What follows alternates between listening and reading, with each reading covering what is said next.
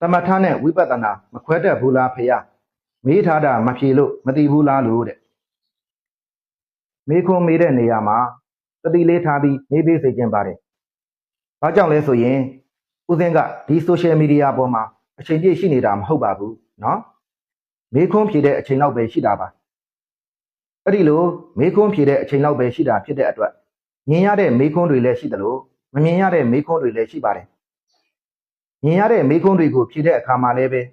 မိမိသိတဲ့မေးခွန်းဆိုရင်တခါတည်းဖြေလိုက်ပါတယ်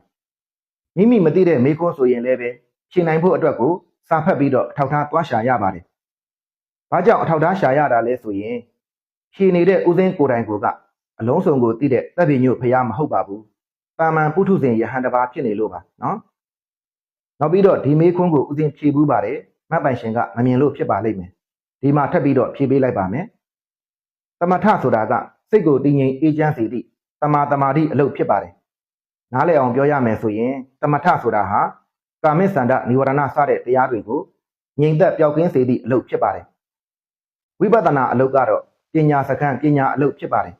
။ဝိပဿနာအလုပ်ဟာပညာစခန်းပညာအလုပ်ဖြစ်တာမှန်တော်လဲပဲဝိပဿနာအလုပ်ကိုလုပ်တဲ့နေရာမှာသမထအလုပ်တွေလည်းအရေးပါပါတယ်။သမထကဗြဟ္မပြေကိုအကျိုးသက်ရောက်စေပြီးဝိပဿနာကတော့နိဗ္ဗာန်ကိုအကျိုးသက်ရောက်စေပါတယ်။ဒါလို့ဆိုရင်နားလည်မယ်လို့ထင်ပါတယ်နော်။